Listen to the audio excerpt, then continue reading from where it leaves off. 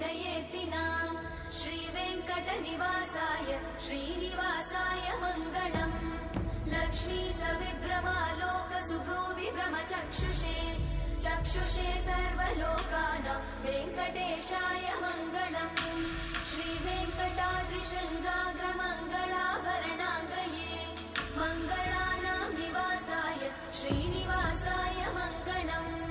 सर्वावयव सौन्दर्य सम्पदा सर्वचेतसां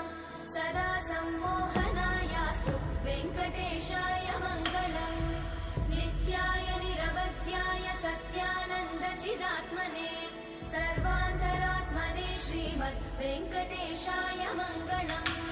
स्वतः सर्वविदे सर्वशक्तये सर्वशेषिने सुलभाय सुशीलाय वेङ्कटेशाय मङ्गलम्।